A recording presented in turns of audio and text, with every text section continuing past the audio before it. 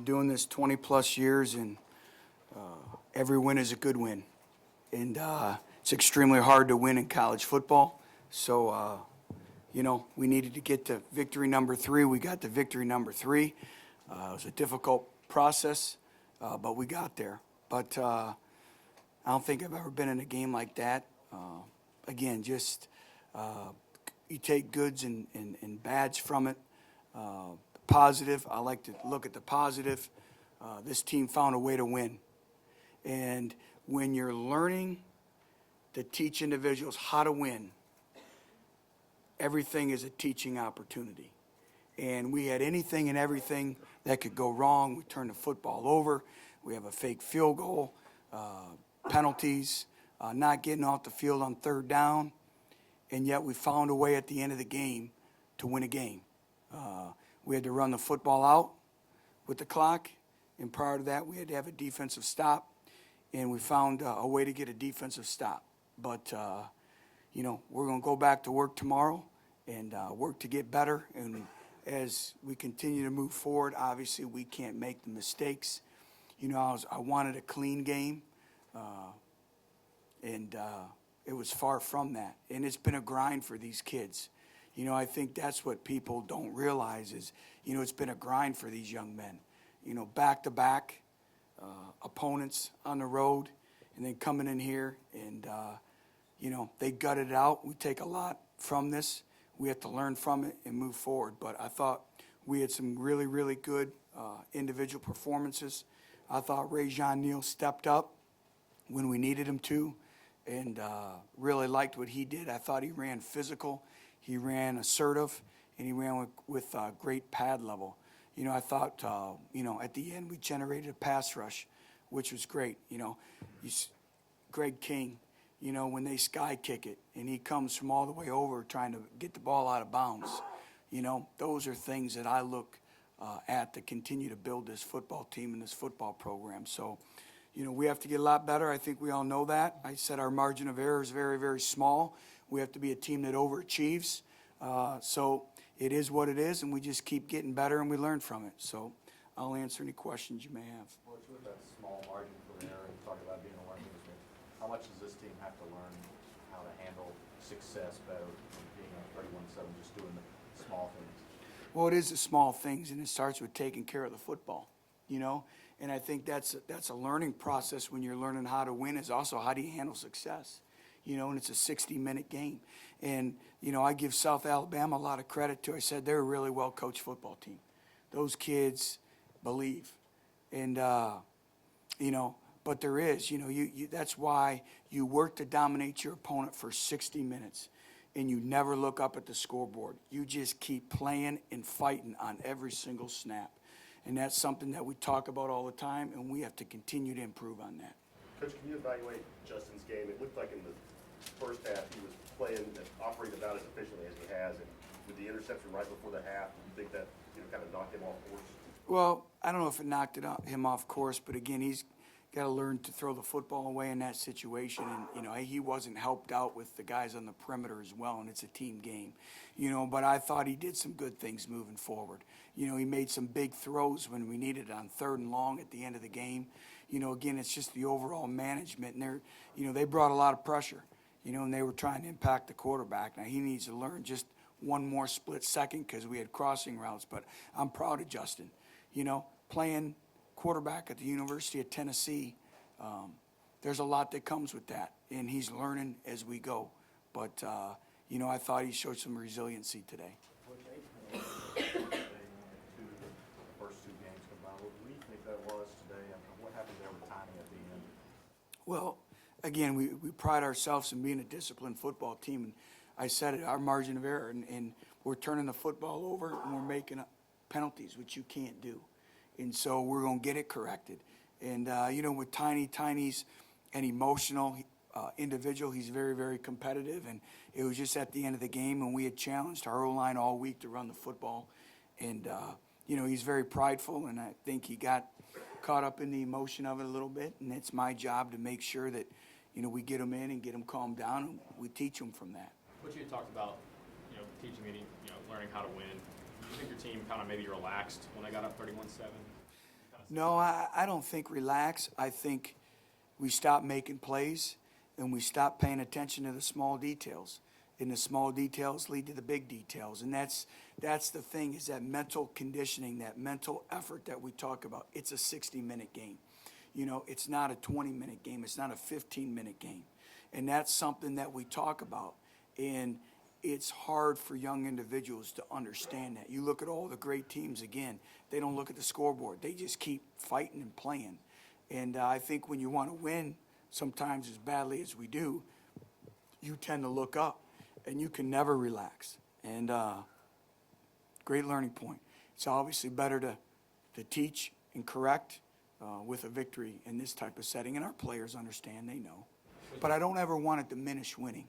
Let's get that straight right now. Tennessee won a football game. We said we needed to have 3 wins at this point. We have 3 wins at this point. So we won the football game. And this team didn't quit. We found a way to win. And to me, that's one of the first steps of learning how to win, is managing your adversities, being resilient, persevering, and finding a way to win. And you look at all the great teams, they find ways to win football games. I mean, maybe you don't bring your A game, but you find a way to win. And I'm proud of our kids. Butch, could you discuss the fake field goal, what went wrong there, and then what happened on the longer field goal? The fake field goal, you know, we had practiced it all week. They were in an overload situation, and we had it. And, again, penalties. You know, that changes the game. I would like to think the game's over with. And we jumped off sides in illegal procedure. And I didn't really see, he kicked, the holder's hand got on the football. And, again, that's a great lesson, too, of covering down.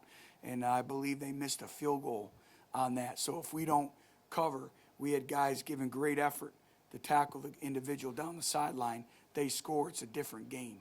And so, you know, that was a big part. That'll also be a great teaching point moving forward. Butch, with Rajon had, I think, almost 30 total touches. Was this his most complete game this year from first quarter, fourth quarter? Keeping Yes. the same level of intensity? Yes, I thought so. You know, again, I thought he ran with very, very good pad level. He got the ball north and south. He gave us some big splash plays, and he took care of the football. And, you know, he's been suffering through some aches and pains, and I think he also learned how to play through some pain. And so I'm proud of him. I thought he played his best game.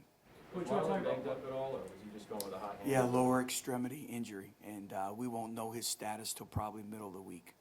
So, you know, here's Rajon. He's got to be a warrior, you know, and he sucked it up and he went. And I think those are all great lessons and great things. Butch, Brian Randolph's pick at the end, it kind of sealed it, and right before that, I think Corey and Daniel Yeah. got a sack. Just talk about those plays, and I mean, those aren't really big splash plays like you might usually define them, but just talk about. Those were as big as you could imagine. That's why we found a way to win, you know, and our defensive line took great pride in impacting the quarterback, and they got a great push, and our secondary did a great job. And, you know, you find out about your team in critical stretches. You know, that was a pressure situation. You know what? We needed a game like this. We needed to find out moving forward as we move forward into the SEC schedule. You know, we've had some adversity. You know, we were in a tight game, and you really find out which guys step up in those type of circumstances, and they did. They were able to generate a pass rush, and Brian did a great job taking a knee. And then, you know, they had, I believe, one timeout left, so we weren't ahead on running and taking a knee. So we needed a first down, and we needed to run the football, and we were able to do that and close it out. Coach, when the score was 31-7, was there ever any consideration of putting the young freshman quarterback in? No. You know, when they're ready to play, they'll be ready to play. And I think, you know, that's the thing, you know, unfortunately, where we've been with our program is, you know, we've had to force a lot of true freshmen to play and play early. We don't have that luxury of just putting them on special teams, you know, letting them gain their confidence, you know, before they're into it. You know, you look at Cam Sutton, you know, you look at Devon Swafford. I mean, those two individuals, you know, where would we be without them? You know, and so we haven't had that luxury, you know. So, again, when the quarterbacks are ready and we think they're ready, and we've been doing this a long time, we'll let them. But they continue to get better. But you know what? I thought Justin did some good things today. Obviously, a lot of improvements, but we found a way to win the football game. Coach, did you feel like the offense as a whole in that first half, when you built off the 3 straight scoring drives, was clicking about it as good as it has all season? Well, I thought we played with really good tempo, and I thought we were the byproduct of field position with our special teams game. I thought Mike Pilardi, was outstanding. That is monumental when you can put the kickoffs in the end zone and force an opposing offense to start at the 25. So I thought, some of his punts, his kickoffs, so we were ahead in the field position game. And then, quite simply, we had some big plays. And I thought we played with good tempo. We got into a rhythm and good things happened. And we had some receivers make some plays, which was really good to see. Coach, how does it feel? Allow them to complete a lot of those slant passes or passes over the middle? Well, I know a little bit more, but, some of it is 3-step. Some of it is our eyes at linebacker, again, of getting the underneath coverage. Some of it was man coverage where they worked the 45 and come underneath. So it was a byproduct of a lot of little things. How technically sound is Cameron Sutton for a freshman? Is that unusual for a kid his age to kind of be as technical as he is with some of those things? Well, I think he'd be the first to tell you he has to continue to develop his technique and his fundamentals. But, when we were recruiting Cameron, I went and watched him play basketball. The thing that I saw was we talk about competitive character, and he had great competitive character. And, he continues to get better and better, and he was tried today.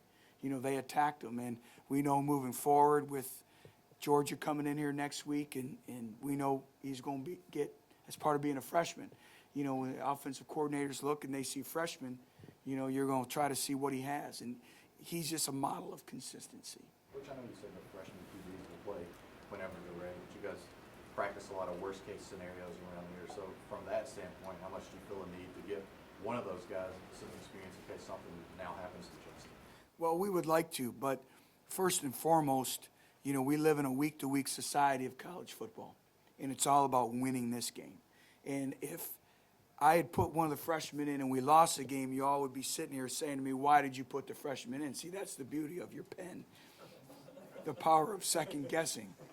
So I've always learned to go with my gut instinct and to do that. And I love you, but I just had to get that out there. But I just, I want to make sure they're ready to go. And yeah, we do have to get them reps, but this was the first week. We tried to simulate as many game-like conditions in practice, and we'll continue to do that. But, at the end of the game, I believed in Justin, and even throughout the course of the game. And, Justin needs as many repetitions just like the freshmen do. So as much repetitions as he can gain, the better as well. Talked Field about goal notwithstanding, how well is Michael Pilardi doing for you right now, handling all phases? He's done a great job. I said it. He was a great contributor to the victory today.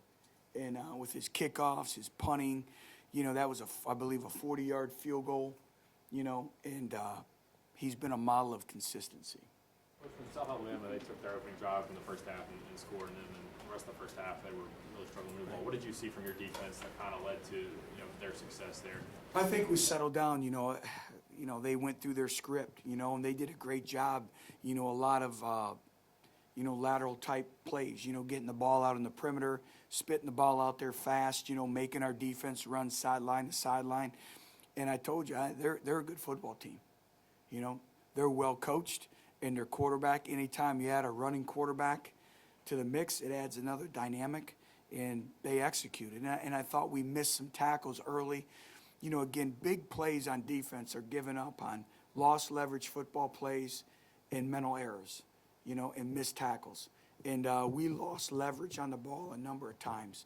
And I thought, when we settled down, we contained the football and we forced everything back into the middle of the field. You've talked about your younger wide receivers needing to be more aggressive when the ball's in the air. Do you feel like that they've made strides the last couple of weeks? I did. Josh Smith ran a great route, went and got the football. You look at where we're at as a program, I want to say we had 2 freshmen score their first touchdowns today. A.J. Branisell and Josh Smith. and they'll continue to progress and get better. But they did. We've worked extremely hard on what we call high pointing the football and attacking the ball in the air. I thought Jason Kroom really stepped up today. I thought he did some good things as well. When Justin Harley's throwing the ball to Marquez, it seems like those two just have a tough time getting on the same page. Is that something with the route concepts or just, the Yeah. repetitions? What is that? Repetitions, I think, timing. Marquez is still going through the nuances of being a college wide receiver. He was basically a high school running back last year. So he's learning, and wideouts paint pictures for the quarterback. And everything in a throw game is rhythm, spacing, and timing. So, each play has a life of its own. So sometimes it may be Justin, sometimes it's Marquez, but, we have to get that fixed in a hurry. Coach, you talked about the grind that you guys have gone through with, with Oregon, Florida, and now you get back into it this next week with Georgia. What do you have to do to prepare this team for getting up against another top 25 team? Well, first, our players are intelligent. They understand what's at stake. They understand the football program that we're facing in Georgia, and they're a great football team. But we have to concern ourselves with ourselves. Again, if we turn the football over, we'll have zero chance. We have to take care of the football. We have to be disciplined, and we can't make penalties. And we have to tackle, and we have to play great complementary football and offense, defense, and special teams. And we're going to go back to work tomorrow and continue to work to get better. Butch, this is an obvious question, but how important is your ability to get these interceptions to you to get that defense off the field? Big, they've done a great job, and it's 7-0, and the momentum. We talk about we're responsible for creating our own opportunities. We're responsible for creating our own momentum, and the first interception of the game again kind of switched the momentum. It gave us 3 points. Kind of got South Alabama off their rhythm a little bit, out of their rhythm, and so our players have done a great job. But little things, like the tip drill.